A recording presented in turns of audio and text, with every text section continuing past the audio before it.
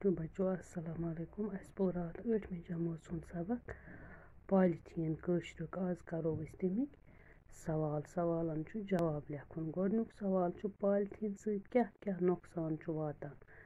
जवाब गो पॉलीथीन सोन ओंद पोक ओलूद करान, आब गंद करान तो बे जमीनस फांट बनावान। फांट गो बेबाव यथ मज न कांह फसल वपदि, बंजर जमीन। दोयम सवाल गो पॉलीथीन क्या दो खो दो परेशानी पैदा करान तिकाज द्रुस आलम गो सरसी दुनियास, आलम वन दुनियास मज अमुक इस्तेमाल ज्यादा सपदान तो यह न होचान तो न गलान, तवे यह परेशानी पैदा करान।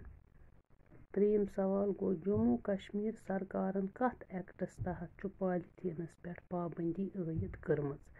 रात पोर सबकस मज जम्मू कश्मीर सरकारन बायोडिग्रेडेबल एक्ट 2007 तहत पॉलीथीनस पे पाबंदी आयद कर्मज। चूरम सवाल गो पॉलीथीन खेन सहित क्या नुकसान चारवायन वातान। पॉलीथीन खेन सहित चारवायन ये मोम जाम अंदरमस या शिकमन मज वातान तत यह श्रपान कहें तो पत् गसान इन्फेक्शन यम सहित मरान। ब्याक पांचम सवाल गो पॉलीथीन रोट करने बापत कम कदम पजन अस तुलन।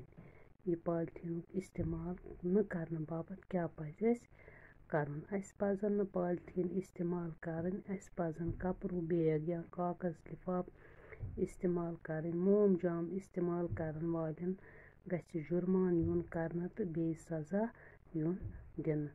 तो बच्चों बे पर एक लटि सवाल जवाब पॉलीथीन सहित क्या क्या नुकसान वातान। पॉलीथीन सोन ओंद पोक ओलूद करान, आब गंद करान तो बे जमीनस फांट बनावान। पॉलीथीन क्या दो खो दो परेशानी पैदा करान तिकाज द्रुस आलमस मज अमुक इस्तेमाल ज्यादा सपदान। यह न होचान तो न गलान, तवे परेशानी पैदा करान। जम्मू कश्मीर सरकारन कथ एक्टस तहत पॉलीथीनस पे पाबंदी आयद कर्मज। जम्मू कश्मीर सरकारन बायोडिग्रेडेबल एक्ट 2007 तहत पॉलीथीनस पे पाबंदी आयद कर्मज। पॉलीथीन खेन सहित क्या नुकसान चारवायन वातान। पॉलीथीन खेन सहित चारवायन यह मोम जाम यह पॉलीथीन अंदरमन तो शिकमस मज न श्रपन कन इन्फेक्शन पैदा करान तो यम सहित चारवाय मरान। पॉलीथीन रोट करने बापत कम कदम पजन अस तुलन। अस पजन न पॉलीथीन इस्तेमाल करन, अस पजन कपरू बैग या कागज लिफाफ इस्तेमाल करन। मोम जाम इस्तेमाल करन वालन गछ जुर्मान युन करना तो बे सजा युन दिन। तो बच्चों तुम लिखियो यम सवाल 5 आज पन्ने कॉपी पे। सुबह बे वारिया काम सो करो इंशाल्लाह इस पगह।